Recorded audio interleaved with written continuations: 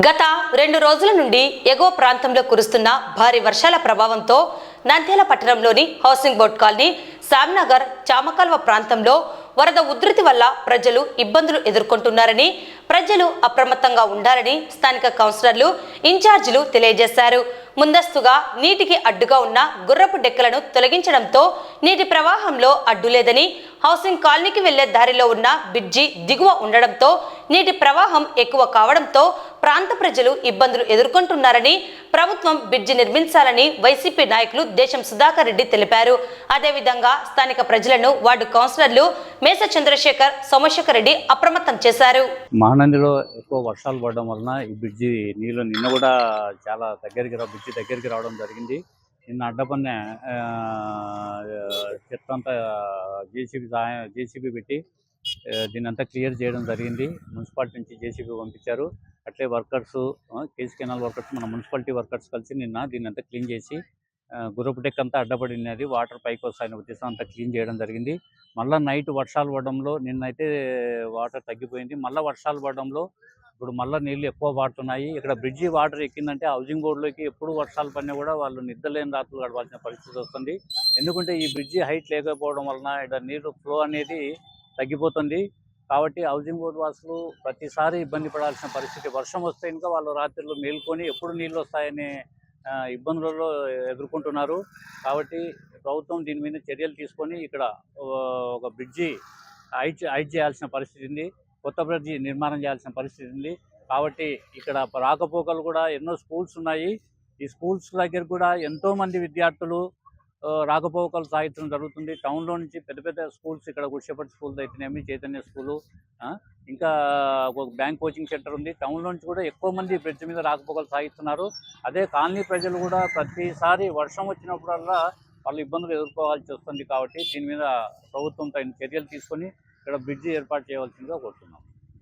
శ్యామ్నగర్లో ఈ వరద అనేది ప్రతి సంవత్సరం వచ్చేది.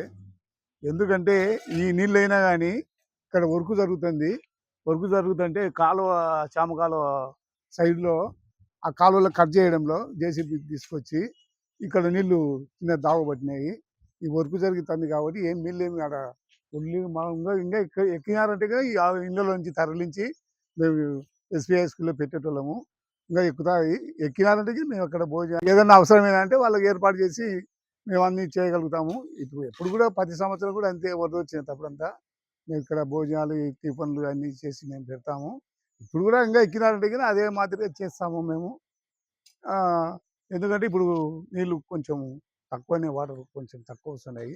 ఎక్కినారంటే కానీ అదే మాదిరిగా ఇలా తరలించి ఇక్కడ లేకుండా ఎస్బీఐ స్కూల్లో పెట్టి మేము అక్కడ భోజనాలను ఏర్పాటు చేసి వాళ్ళందరికీ మా శ్యామ్నగర్లో 26 వార్డులో అందరికీ సేవ చేస్తాం. మేము ఎగువ ప్రాంతంలో కురిసినటువంటి భారీ వర్షాల కారణంగా మన నంద్యాలకు శ్యామ్ కాలువ చాలా ఉధృతంగా ప్రవహిస్తుంది.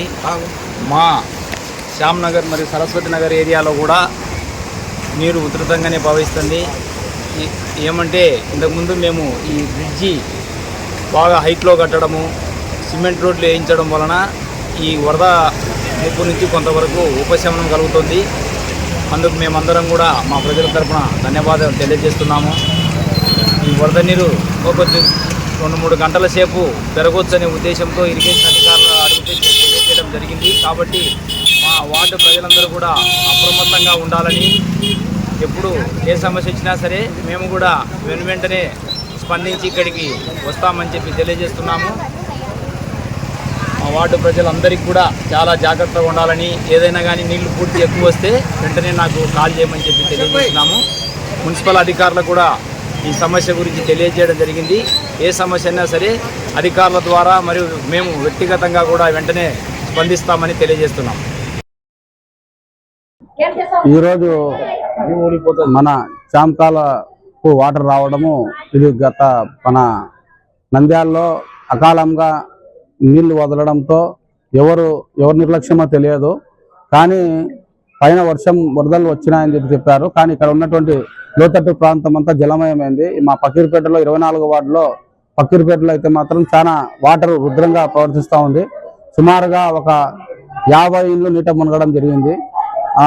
అందులో చాలా మందికి కొంతమందికి వాటర్ అంతా రావడంతో బియ్యము తర్వాత వాళ్ళ నిత్యావసర సరుకులన్నీ నానిపోవడం జరిగింది. కానీ ఇది అకాలంలో అధికారులు తొందరగా ఇది స్పందించి ఇటువంటి ఇబ్బందులు లేకుండా ఇంకా చూడాలని, వాళ్ళకు కావాల్సినటువంటి సదుపాయాలు అందించాలని మేము వైఎస్ఆర్సీపీ తరఫున కోరుకుంటున్నాము. అదే మాదిరిగా మాజీ ఎమ్మెల్యే గారైనటువంటి శ్రీపా రవిచంద్ర కిషోర్ రెడ్డి గారికి నేను సెల్ ఫోన్ ద్వారా విషయం తెలియపరిచినాను. వారు మాత్రము తొందరగా పోయి మన వార్డులో ఏదైనా ఇబ్బంది ఉన్నా ఈ పేద ప్రజల పక్షంలో ఉండి వారికి మీ చేత శక్తి అనే కాడికి సహాయం అందియండి అని, నా వంతు కూడా సహాయం అందిస్తానని మాజీ ఎమ్మెల్యే రవిచంద్ర కిషోర్ రెడ్డి గారు చెప్పడం జరిగింది. ఆయన మాటతోనే మేము ఇక్కడ వార్డులో ఇంత పెద్ద ఇబ్బంది వచ్చినప్పటికీ ప్రజలకు మేము ఖచ్చితంగా అందుబాటులో ఉంటాము. అదే విధంగా వార్డు కౌన్సిలర్ అయినటువంటి షేక్ షహనాజ్ గారు, అదే విధంగా నేను ఈ యొక్క లోతట్టు ప్రాంతం జలమయం కావడంతో మేము చాలా బాధపడడం జరిగింది. వీరికి ఏదైనా కానీ మా చేత శక్తి అనే కాడికి సహాయం అందించాలని నేను మనస్ఫూర్తిగా కోరుకుంటూ, రాబోయే రోజుల్లో కూడా ఇప్పుడు ఉన్నటువంటి